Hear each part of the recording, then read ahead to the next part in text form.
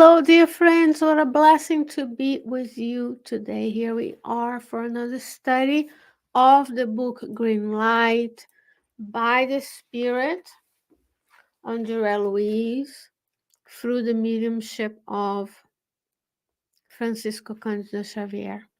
What a blessing to be with you today. As you see on my screen, if not, you're listening on the audio. Chapter 43 is about disagreements. Do we know how to deal with the differences that we have towards one another? What happens when we disagree on something? If we don't know how to deal with those disagreements or those differences, today is the day that we learn together. I hope you enjoy this chapter as much as I enjoy bringing these teachings to you. Andrea Luiz says, quote, remember that people are different and therefore they have their own way of acting. If that was just what he said, we would be happy. Can you imagine the thought that other people are different? If you look around in nature, the wisdom of God is of diversity. There are millions of types of beings on the planet, animals, plants, minerals, stars, galaxies. The universe is so infinite and so diverse.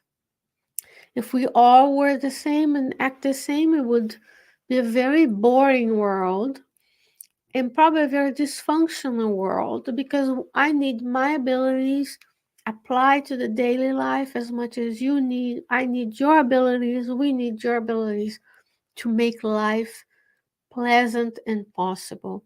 What I do for others in my life and my profession, what you do, we need different abilities, different knowledge, different understanding. And that's what makes it beautiful. And he continues, clarify on the basis of fraternal understanding without causing controversy. So we need to think about the way we clarify things without causing even more controversy between ourselves. There are differences of opinions, differences of approaches, there's facts. Then we can clarify with love and understanding. He continues, he says, to antagonize constantly is to be in the process of collecting antipathies. When we are constantly saying the opposite, we always want to have the last word. We always want to bring people our opinions, our ideas, or how things go about a certain topic.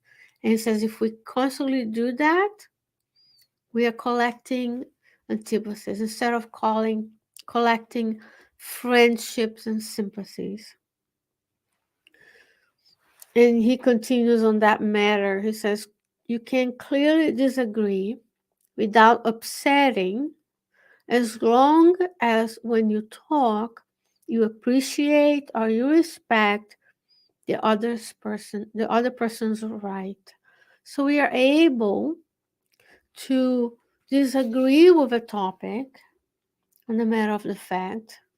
No, the fact is that, but then I have my view, you have your view, and we can kindly respect one another's right to have that opinion and agree to disagree. There's something missing in our lives today because we are very aggressive towards one another. We are polarized.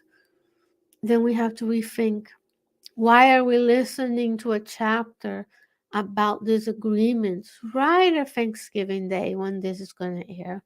When we're meeting with our loved ones so that we can rejoice in each other's company.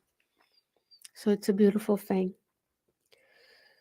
He says, remove aggressive words from your vocabulary. That's something that touched my heart because we want to rethink the way we see things, the masculine and the feminine inside of us, to be balanced. We live in a world that is very aggressive, very masculine, dominant, competitive. Then we use words such as we killed it, we conquered it, we won it, instead of being the collaborative feminine in us. Words matter, words carry vibration. Out of the abundance of the mouth, your heart speaks, said Jesus. Therefore, what's inside of us is still our primitive nature of competitiveness. But in a world with 8 billion incarnates going through a transition from trials and expiations to regeneration, we need to rethink the way we categorize things and we describe actions, choosing softer, choosing to be kinder, more understanding, more indulgent. He says, remove aggressive words from your vocabulary as much just as we do ourselves. People want to be themselves when dealing with the responsibilities or commitments they have assumed.